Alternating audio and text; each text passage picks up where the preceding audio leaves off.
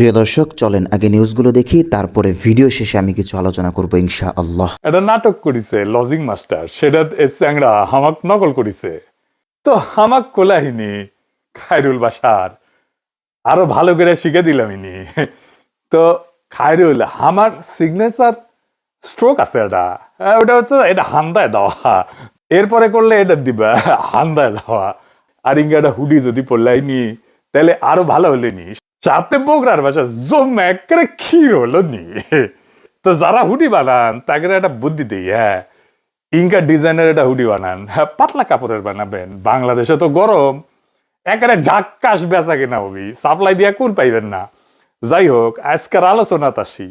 বিএনপির সমর্থকেরা এতই ডরে আছে যে তারা একটা নতুন ন্যারেটিভ বানাইছে, কানে আসিচ্ছে মাঝে মাঝে বিভিন্ন জায়গা থেকে, সেটা আবার সরাইতেছেও।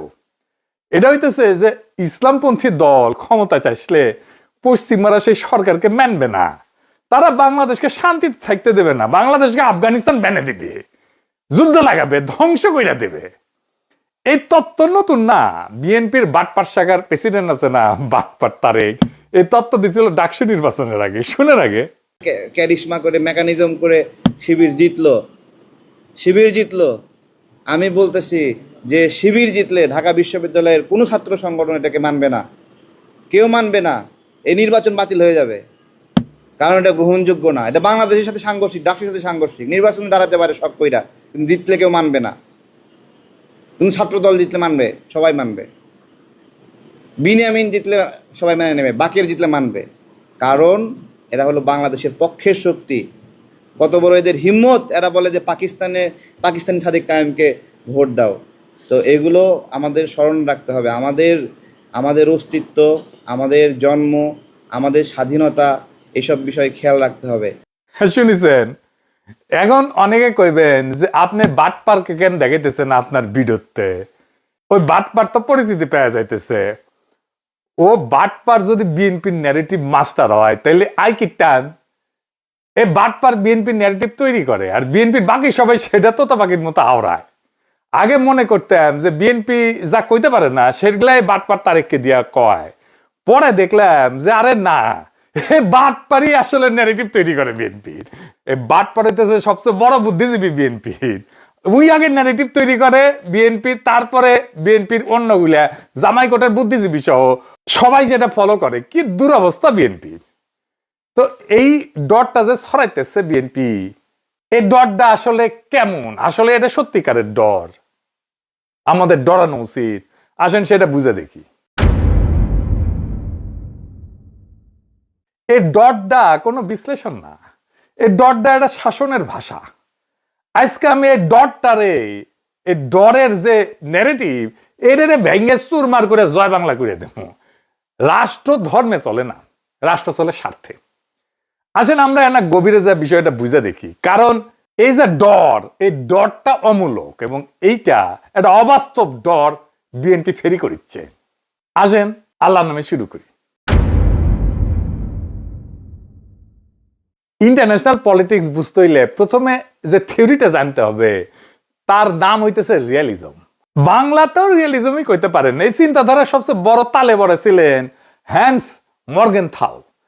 উনি কোনো পলিটিশিয়ান ছিলেন না, কলে উনি একজন স্কলার ছিলেন, বুদ্ধিজীবী ছিলেন। দ্বিতীয় বিশ্বযুদ্ধের পরে পুরো বিশ্ব রাজনীতিকে বোঝার ভাষা উনি তৈরি করে দেন। মর্গেনথাল খুব সোজা একটা কথা কইছিলেন, রাষ্ট্রের কোনো ধর্ম নাই, রাষ্ট্রের কোনো আবেগ নাই, রাষ্ট্রের আছে শুধু নিজের স্বার্থ, রাষ্ট্র স্বার্থ। এইটারে বলা হয় ন্যাশনাল ইন্টারেস্ট। এটা মানে কি? এটা মানে হইলো একটা রাষ্ট্র ইসলামী হোক, সেকুলার হোক, সমাজতান্ত্রিক হোক, সে আগে দেখে তিনটা মাত্র জিনিস, মাত্র তিনটা, বেশি না, মাত্র তিনটা। কলে কি কি দেখে? এক, নিজের ক্ষমতা; দুই, নিজের নিরাপত্তা; তিন, নিজের টিকে থাকা। এই কথাটাকে আরো একদম গভীরে নিয়ে যান আরেকজন স্কলার, নাম হইতেছে কেনেথ ওয়ালস।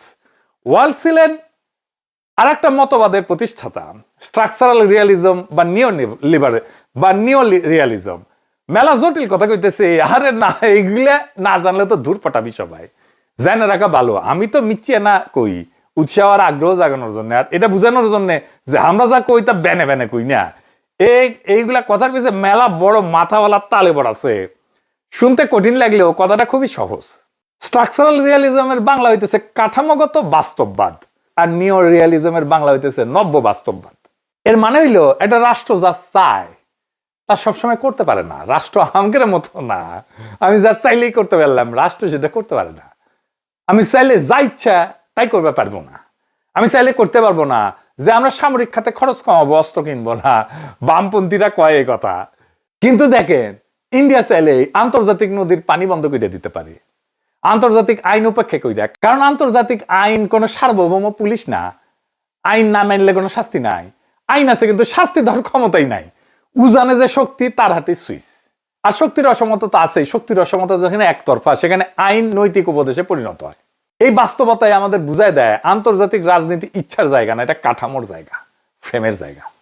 আন্তর্জাতিক শক্তির কাঠামো, ডলার আছে, অস্ত্র আছে, বাজার আছে, জোট আছে। এই কাঠামোই ঠিক করে দেয় রাষ্ট্র কি করতে পারবে আর কি করতে পারবে না। আপনি এমন একটা খেলায় নামেননি যেখানে নিয়ম নিয়ে দর কষাকষি করা যাবে। আপনি ঢুকিয়েছেন এমন এক খেলায় যেখানে নিয়ম লেখা আছে আগেই। এখানে প্রশ্ন থাকে না আপনি মানবেন কি মানবেন না, প্রশ্ন থাকে না মানলে আপনি টিকবেন কি না। এই কারণে বহু ইসলামী রাষ্ট্র পশ্চিমের সাথে থাকে, ভালোবাসায় না, ধর্মের কারণেও না, নৈতিক বিশ্বাসের জন্যও না। কাঠামোর বাইরে দাঁড়ালে যে অর্থনৈতিক, সামরিক আর কূটনৈতিক শাস্তি আসে সেটা বহন করার ক্ষমতা না থাকার কারণে। এটাই কাঠামোগত বাস্তববাদ। বুঝেছাও? এইখানে কেউ কলে বিশ্বাসঘাতক না, কেউ আদর্শচ্যুতও না। এখানে শুধু একটাই প্রশ্ন কাজ করে, কে টিকবে বা কে ভেঙে পড়বে। আন্তর্জাতিক রাজনীতিতে রাষ্ট্র সিদ্ধান্ত নেয় না, রাষ্ট্র সিদ্ধান্ত মাইনা নেয়। এই কারণেই অনেক ইসলামী রাষ্ট্র পশ্চিমের সাথে বরাবর থাকে, অ্যালাইন থাকে, ভালোবাসায় না, ধর্মের কারণে না, কাঠামোর চাপে থাকে। আর যে শুধু ইসলামী দেশগুলো, মুসলিম দেশগুলো ইসলামপন্থীরা চাপে থাকে তা কলে না। ধরেন চিলি, ভেনেজুয়েলা, কিউবা বা ইউক্রেন। চিলির জন্য কি অপরাধ ছিল? অপরাধ ছিল নিজের সিদ্ধান্ত নিজে নেওয়া। এটা ল্যাটিন আমেরিকার দেশ, 1970-এর দশকে গণতান্ত্রিক ভাবে নির্বাচিত সমাজতান্ত্রিক সরকার ছিল, সালভাদর আয়েন্দে নাম। এই সরকার আমেরিকার বিরুদ্ধে কোনো ধর্মীয় যুদ্ধ ঘোষণা করেনি। তারা শুধু বলছিল আমাদের অর্থনীতি, আমাদের খনিজ সম্পদ, আমাদের নীতি আমরা নিজেরা ঠিক করব। আজাদি, এই সিদ্ধান্তের নামই সার্বভৌমত্ব, মানে নিজের ভাগ্য নিজে নির্ধারণ করার অধিকার। ফলাফল কি হইল? সামরিক অভ্যুত্থান করাইলো সিআইএ কে দিয়ে আমেরিকা, দীর্ঘ স্বৈর শাসন হইল, হাজার হাজার মানুষ গুম হইল, হত্যা হইল। ধর্মের জন্য তো না, এটা ছিল নিজের সিদ্ধান্ত নিজে নেওয়ার শাস্তি। এইভাবে চিলি আমাদের শেখায় আজাদি চাইলে দাম দিতে হয়।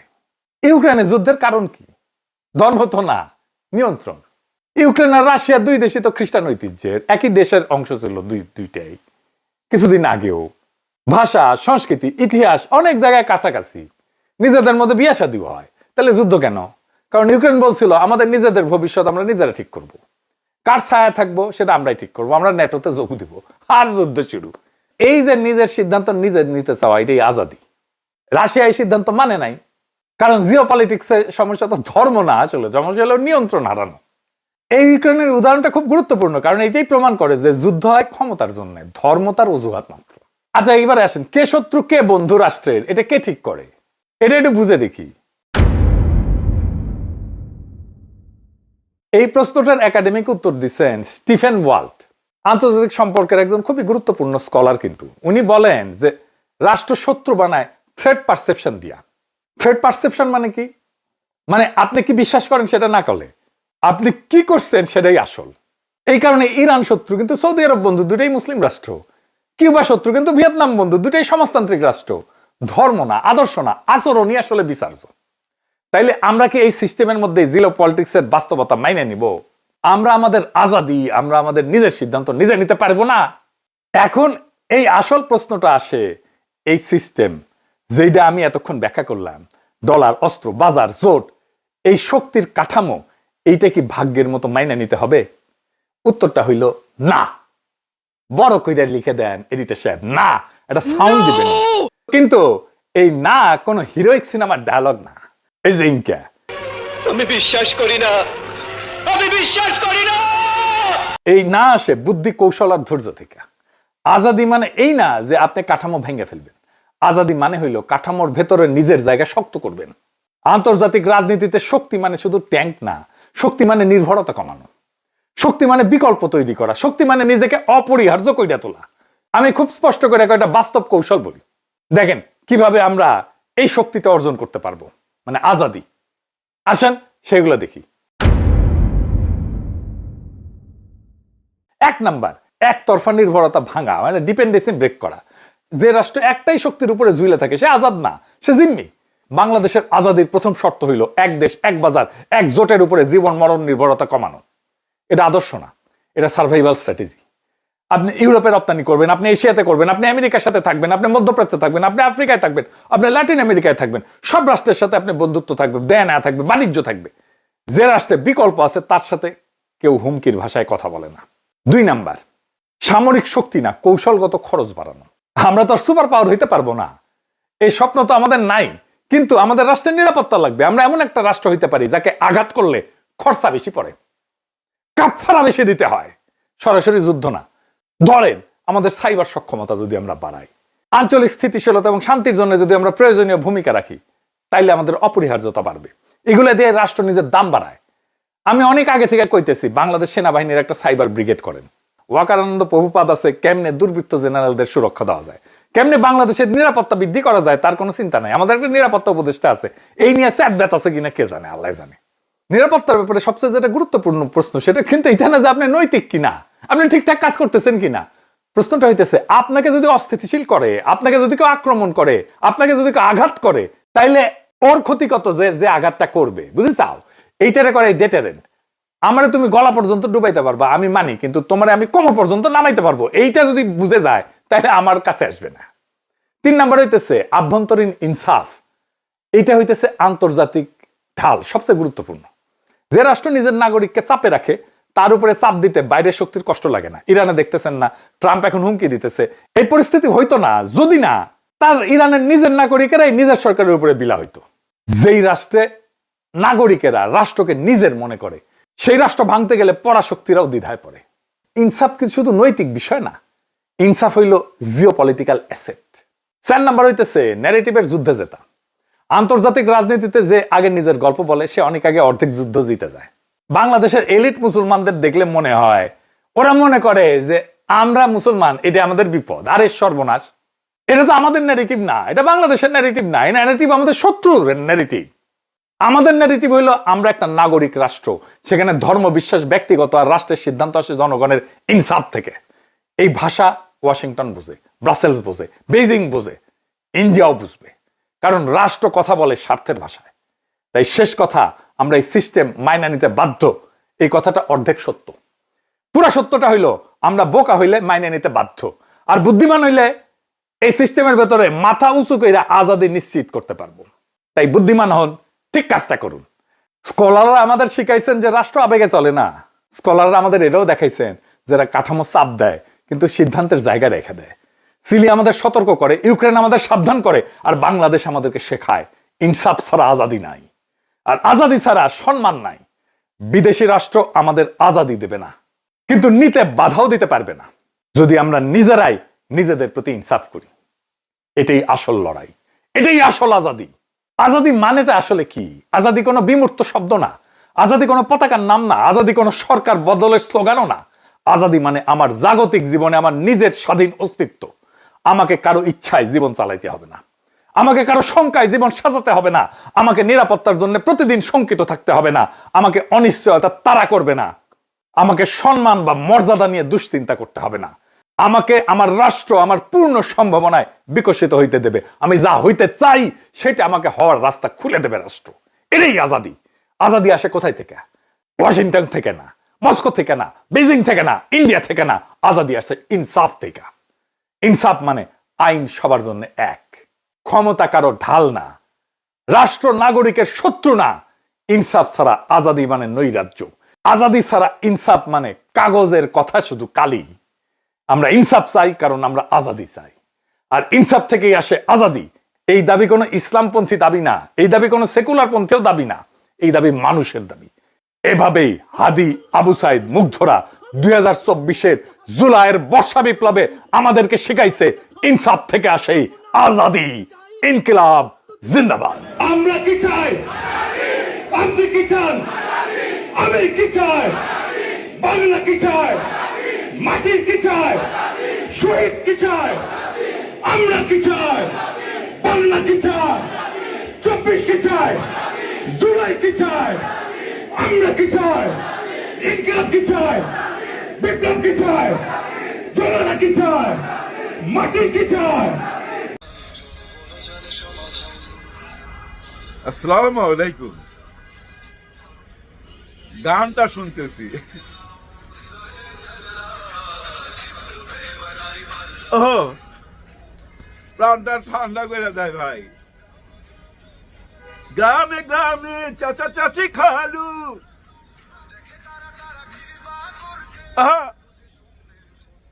বুঝে শুনে ভোট দিবে বলছে। এই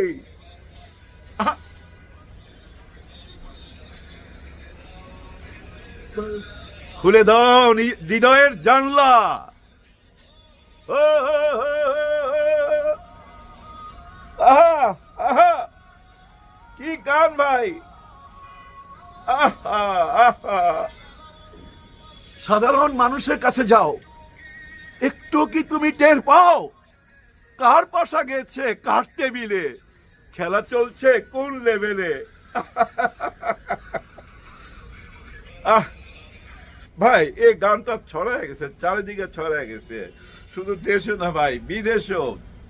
এই গানটা ভাই বুঝছেন শরীরের মধ্যে ভাই একটা জোশ আইনা দেয়, জোশ। হ্যাঁ ভাই কার করা গান কার সুর আমি জানি না, তাকে আমি স্যালুট জানাই এমন একটা গান উপহার দেওয়ার জন্য। যাই হোক গান নিয়ে তো বললাম, এখন আমি একটা অন্য সাবজেক্টে যাই, যে সাবজেক্টটা নিয়ে কথা বলা উচিত। শিক্ষার একটা মূল্য আছে ভাই। এই দেখেন দুই দলের প্রার্থীদের নিয়ে আমি কিছু কথা বলি। জামাতে ইসলামে অধ্যক্ষ আছে কতজন জানেন? 36 জন, 36, 36 জন অধ্যক্ষ আছে। অধ্যাপক আছে 36 জন, আর অধ্যক্ষ আছে 24 জন, প্রফেসর আছে 4 জন, ডাক্তার 18 জন, ডক্টর 13 জন। ডক্টর মানে আমাদের ডক্টর ইনুস স্যার যেমন ডক্টর, তেমন ডক্টর আছে 13 জন, অ্যাডভোকেট 24 জন, ব্যারিস্টার 4 জন, ইঞ্জিনিয়ার 2 জন, মাওলানা 44 জন, হাফেজ 4 জন, মুহাদ্দিস 2 জন, মুফতি 1 জন। এটা কিন্তু জামাতের লিস্ট বললাম। তার মানে মোট 177 জন যোগ্য প্রার্থী। এবার আমরা আসি একটু বিএনপির দিকে। অধ্যাপক 4 জন, ডাক্তার 3 জন, ডক্টর 3 জন, ডাক্তার আর ডক্টর, ডাক্তারও 3 জন, ডক্টরও 3 জন, অ্যাডভোকেট 1 জন, ইঞ্জিনিয়ার 2 জন, মোট 16 জন যোগ্য প্রার্থী। আর ওইখানে মোট 177 জন। এটা কিন্তু এমন না যে একদম ফাইনাল, আমি সব কিছু কারেক্ট বললাম তা না। এটা আমি জাস্ট ফেসবুকে পাইছি যেটা, এটা বললাম। এটা আপনারা শুধরায় নিতে পারেন, ভুল আছে কিনা আপনারা কমেন্ট করে জানাবেন। এখন কথা হচ্ছে যে ভাই এই যে শিক্ষিত জ্ঞানী মানুষগুলা সব জামাত ইসলামে, যে জামাত ইসলামকে আপনারা বলতেন টুপি দাড়ি, এরা শুধু নামাজই পড়ায় আর কি করে মিলাদ শরীফ পড়ায়, ওই জানাজা পড়ায়। আয় হায় ওই লোক কই, ওই যে কি জানি নাম, বীর মুক্তি যোদ্ধা ফজলুর রহমান, ওনা বলতো ভিক্ষা কইরা খায়, এরা চায় চিন্তা খায়, এরা আবার দেশ চালাইবো কেমনে। আবার বলছিল না মা বোনদেরকে, হ্যাঁ কোনো মোল্লা মুসল্লিকে যেন পেটে না ধরে, মা বোনদেরকে বলছে মোল্লা মুসল্লিদের সন্তান যেন পেটে না ধরে, পেটে ধরতে হবে কেমন তার মতো। কি বলুম তারে, খারাপ একটা কথা মুখে চলে আসছিল। থাক, বীর মুক্তিযোদ্ধা তো আবার উনি। ইদানিং কিন্তু কোনো খবর টবর নাই, চাইপা গেছে, একদম চাইপা গেছে। 2 দিন আগে দেখছি এক জায়গায় বলতেছে না না না জামাতে ইসলাম আগের অবস্থা নাই, ওদের মধ্যে শিক্ষার হার বেশি। মানে একটু একটু করে বাইর হইতেছে, একটু একটু করে বাইরে বলতে কষ্ট হয় তো ভাই ব্রাদার। এই যে আমার পিছনের এলাকাটা দেখেন না, এখানে কে দাঁড়াইছে জানেন? তারেক রহমান সাহেব, আর ওনার সঙ্গে কে? ডাক্তার খালেদুজ্জামান। ডাক্তার খালেদুজ্জামান সম্বন্ধে আপনারা এর মধ্যে জেনে গেছেন না সব দিক থেকে। উনিও কিন্তু উচ্চ শিক্ষিত, শুধু উচ্চ শিক্ষিত না ভাই, অনেক বড় ব্যবসায়ী। ওনার গাড়ি আছে 13 কোটি কত লক্ষ টাকার জানি গাড়ি আছে। একটা গাড়ি না 2টা 3টা গাড়ি জানি না, তবে উনি হলফনামায় লেখছে 13 কোটি টাকার উনি গাড়ি আছে। চিন্তা করেন, উনার কোটি কোটি টাকা আয়, এগুলা সব উনি খোলাসা কইরা সবাই সামনে বলছে, আবার চ্যালেঞ্জ ছুঁড়া দিছে। ওনাকে কে জানি একজন সাংবাদিক জিজ্ঞাসা করছিল, হ্যাঁ কোন একটা চ্যানেলে দেখলাম, যে আপনি কি ভয় পাচ্ছেন তারেক রহমান সাহেব আপনার এগেনস্টে দাঁড়াইছে? না না না, বিন্দু মাত্র না, আমি তো জনগণের কাছাকাছি চলে গেছি, আমি সবাই সঙ্গে যোগাযোগ করতে পারি, জনগণের মনে আমার জায়গা হয়ে গেছে। উনি তো জনগণের কাছেই যাইতে পারবে না, কথা ঠিক, কিন্তু উনি যাইতে পারবে না, কারণ উনি যেভাবে চারিদিকে ওনার পাহারাদার রাখছে। গতকালকে দেখলাম ওই যে একজন ছাত্র নেতা আছে না, নয়ন, ওই যে লাগা লাগা লাগা লাগা খালি করতো, ও দেখছে যা বাড়ির সামনে দাঁড়ায় রয়েছে, ভিতরে ঢুকতে পারতেছে না, কারণ ওই যে যারা সিকিউরিটি আছে তারা দিচ্ছে না ঢুকতে, বলতেছে আপনি কি আসছেন, জানায় আসছেন নাকি? হ্যাঁ আমি জানায় আসছি, আপনি একটু ভিতরে খবর নেন। আরে ভাই এখনো তো প্রধানমন্ত্রী হয় নাই, এখনই এই অবস্থা, প্রধানমন্ত্রী হইলে আপনি গেটের কাছেই তো যেতে পারবেন না মিয়া। আচ্ছা একটা মজার ব্যাপার, এই নয়ন কিন্তু অনেক পরিশ্রম করছে, অনেক দৌড়াদৌড়ি করছে, গাড়ির আগে আগে দৌড়াইতো, আর মিছিলের মধ্যে তো ভাই এই এই ওইটা খালি কি জানি করতো। যাই হোক, এই লোকটারে কেন দিল না, কোথা থেকে জানি দাঁড়াইছিল, ঝিনাইদানা কোথায়, না ঝিনাইদানা, যাই হোক ভুলে গেছি, এরে কিন্তু নমিনেশন দেয় নাই। আসলে একটা জিনিস খেয়াল করে দেখেন, বিএনপির মধ্যে ইয়াং কাউকে পাইবেন না। আমি তো দেখতেছি সেই 91 সাল 90 সালে যেসব নেতা গত 40-45 বছর যাবৎ যারা নেতৃত্ব দিচ্ছে, তারাও এখনো বুড়া হয়ে গেছে, একদম বুড়া, কেউ তো হাঁটতেই পারে না, নড়তেও পারে না, এমনি এমনি করে হাঁটে, এমনি এমনি করে হাঁটে, আবার 2-3 জন পাশে দাঁড়ায় থাকে ধরার জন্য, যদি কইরা যায় সে লোকও নেতা। ওদের মধ্যে ইয়াং নেতা নাই কেন? কারণ কি? আসলে কারণ ওই যে দেখেন 5টা বিশ্ববিদ্যালয়ের দিকে তাকান, শিক্ষার হারের দিকে তাকান, একটা বিশ্ববিদ্যালয় থেকে একজন ভিপি হইতে পারলো না, তার মানে কি জানেন? মেধার অভাব, মেধার অভাব। আচ্ছা ভাইজান, আপনারা তো দেখছেন এই বিশ্ববিদ্যালয়তে কত কথা আমরা শুনতাম, তাই না? রাত্রে কিন্তু ওই রাস্তা দিয়ে যাওয়া যাইতো না, হাইজ্যাক করতো, ধৈর্য নিয়ে চলে যাইতো, এবং কোনো মেয়েরাও নিরাপদ ছিল না, ওই এলাকা দিয়ে গেলে ধৈর্য নিয়ে রুমের ভিতরে নিয়ে চলে যাইতো।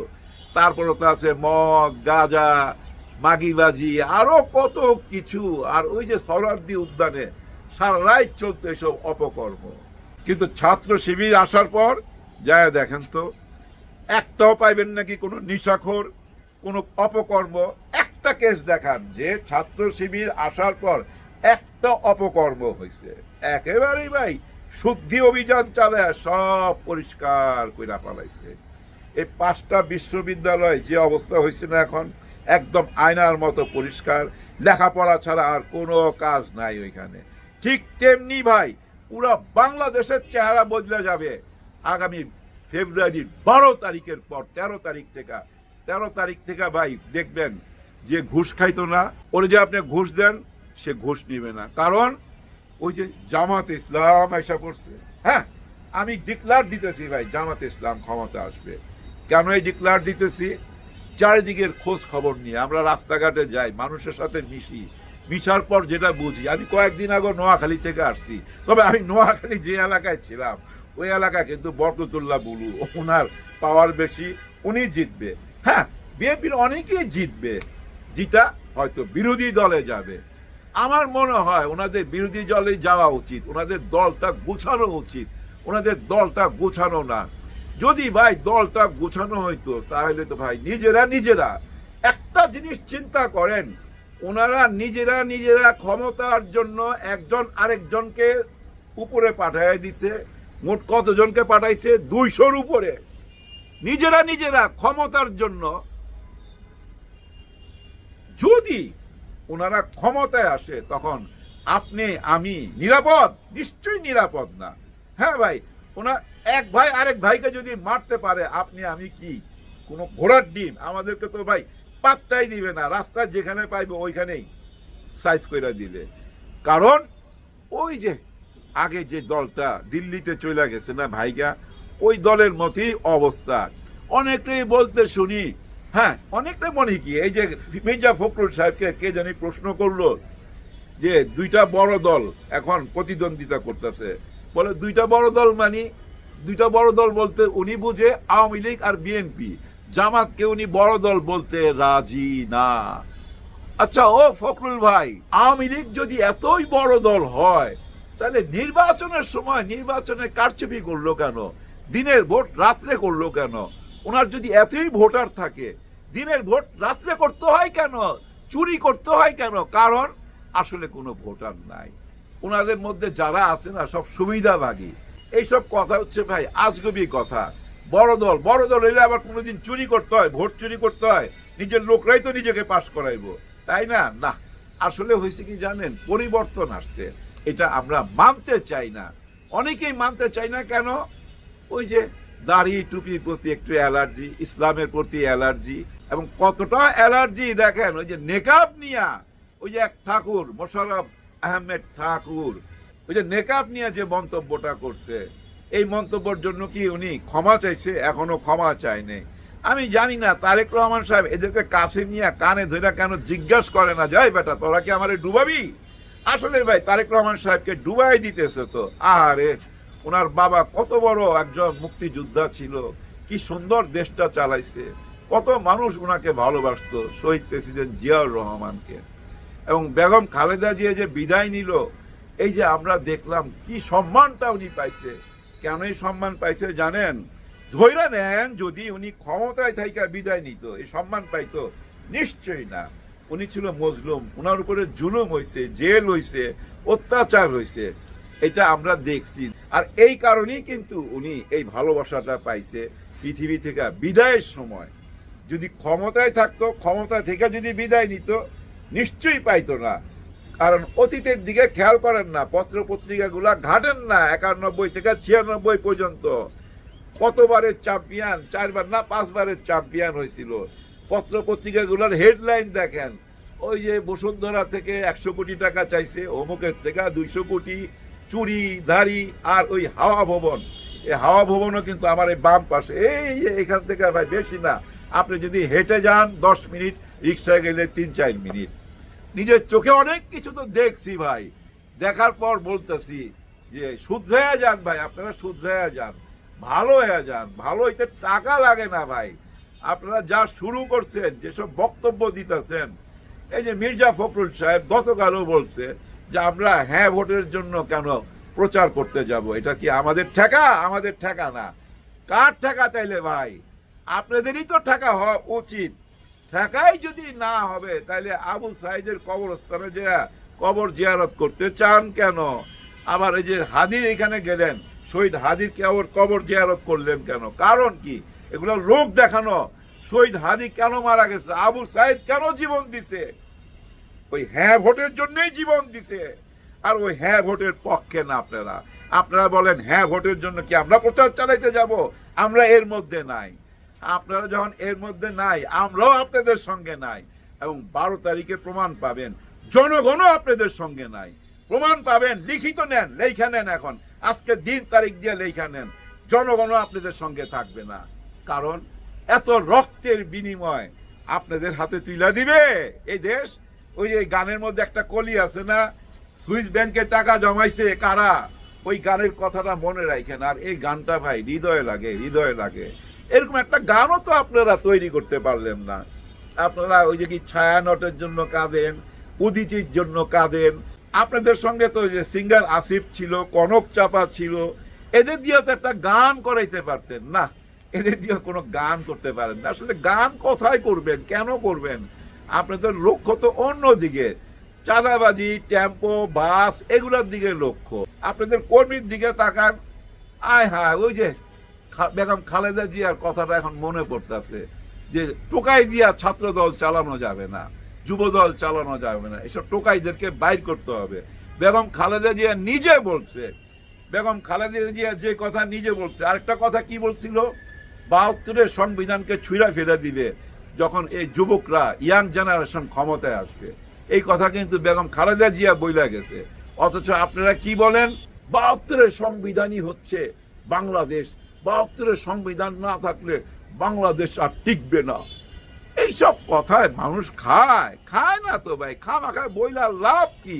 ওনাদের এক নেতাকে জিজ্ঞাসা করছিল এই যে খেলা নিয়ে, মুস্তাফিজ যে খেলতে পারলো না ইন্ডিয়াতে, খেলা নিয়ে জিজ্ঞাসা করছে, বলে যে না ঠিক আছে, ভারতের সঙ্গে আমরা এটা একটু মিটিং সিটিং কইরা আলাপ কইরা ঠিক করা উচিত, কঠিন সিদ্ধান্ত নেওয়া উচিত না। ভারত আমাদের পার্শ্ববর্তী দেশ, এই পার্শ্ববর্তী দেশের সাথে সুসম্পর্ক রাখতে হবে। এগুলা কইয়া তো ভাই মারা খাইছেন, তো ভাই 54 বছর মারা খাইছেন। 24 বছর পাকিস্তান আমাদেরকে শোষণ করছিল, মানে ওয়েস্ট পাকিস্তান ইস্ট পাকিস্তানকে শোষণ করছিল। 47-এর 2 ভাগ হওয়ার পর, দেশ ভাগ হওয়ার পর 71 পর্যন্ত এই 24 বছর ওয়েস্ট পাকিস্তান ইস্ট পাকিস্তানকে শোষণ করছিল বইলা আমরা আলাদা হয়ে গেছি, দেশটা স্বাধীন করছি। স্বাধীন হওয়ার পর 54টা বছর আমাদেরকে চুইসা খাইছে।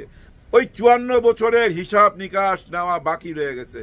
অনেক হিসাব কষতে হবে ভারতের সঙ্গে আমাদের। 12 তারিখের পরে, ফেব্রুয়ারির 12 তারিখের পরে ওই হিসাব কষা শুরু হবে। কোনো চিন্তা করবেন না, দুশ্চিন্তা করবেন না ভাই, দেশ সঠিক পথে যাচ্ছে। জামাত ইসলাম দেখবেন বিপুল ভোটে জয় লাভ করবে। আর 12 তারিখে যদি জয় লাভ করে, 13 তারিখ থেকে দেখবেন ঘুষ খাওয়া বন্ধ হয়ে গেছে, মামলা বাণিজ্য বন্ধ হয়ে গেছে, অরাজকতা বন্ধ হয়ে গেছে, চাঁদাবাজি বন্ধ হয়ে গেছে, বালুমহল দখল বন্ধ হয়ে গেছে, সব বন্ধ হইতে বাধ্য।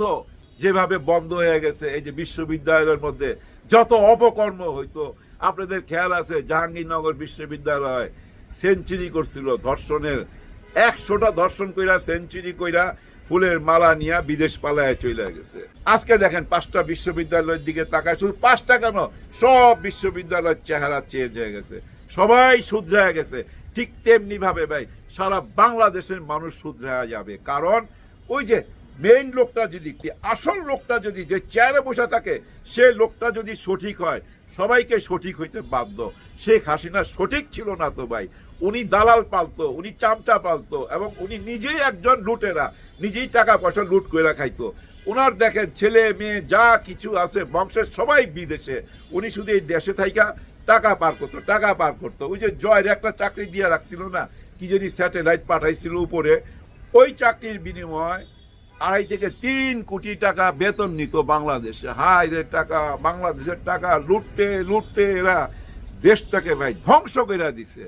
সব ধ্বংস থেকে যদি দেশটাকে বাঁচাইতে যান, 12 তারিখে কিন্তু ভুল করবেন না।